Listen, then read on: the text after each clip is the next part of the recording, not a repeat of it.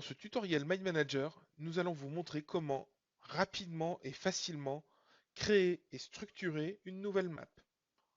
Au lancement de Mind Manager, vous arrivez sur la page d'accueil des modèles où vous trouvez dans la partie supérieure des modèles de map vierges et dans la seconde partie des modèles locaux classés par thème. On y trouve notamment des exemples de maps pour les réunions et les événements. Si vous souhaitez utiliser un modèle, il suffit de double-cliquer sur celui-ci. Utilisons par exemple un modèle de map vierge à droite. Le sujet central de la nouvelle map est encadré en bleu. Ce cadre bleu indique que c'est l'élément actif de la map. Ce sujet est en mode saisie. Autrement dit, vous pouvez directement indiquer au clavier le thème de votre map. Par exemple, indiquons planification d'un événement.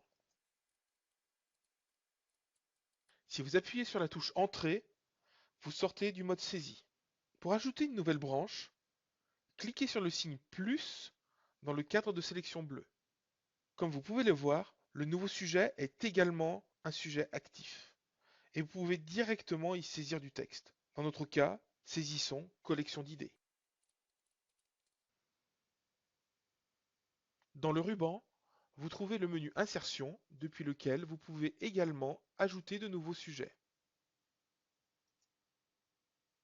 Ajoutons une nouvelle branche pour la logistique. Une autre façon de rajouter des sujets serait d'utiliser le menu contextuel. Vous pouvez l'activer d'un clic droit, puis sélectionner le sous-menu Insertion et rajouter une branche pour les collations. Vous avez constaté que ce nouveau sujet était lui aussi en mode saisie. Pressez la touche Entrée pour sortir du mode saisie. Si vous appuyez une nouvelle fois sur la touche Entrée, un nouveau sujet de même niveau est automatiquement créé. Par exemple, vous pouvez saisir Clôture de l'événement. Vous pouvez également saisir du texte dans des sujets qui ne sont pas encore reliés à une branche. Ce sont des sujets flottants. Les sujets flottants sont disponibles depuis le ruban Insertion, puis en cliquant sur la position souhaitée. Vous pouvez bien entendu ajouter des sujets secondaires à un sujet flottant. Dans notre exemple, clarifions les différents choix alimentaires proposés pour les collations.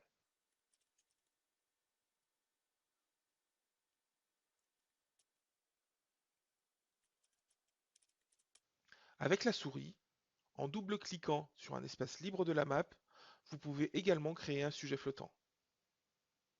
Dans cet exemple, nous avons matérialisé plusieurs idées en tant que sujet flottant. En utilisant le glisser-déplacer, vous pouvez facilement intégrer ces idées à votre structure principale. L'ombrage rouge donne un aperçu de ce que sera le positionnement de l'élément.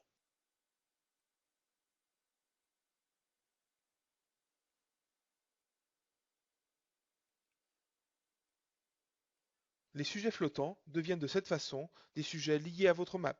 Une fois liés, les sujets peuvent bien entendu être réorganisés en procédant de la même façon.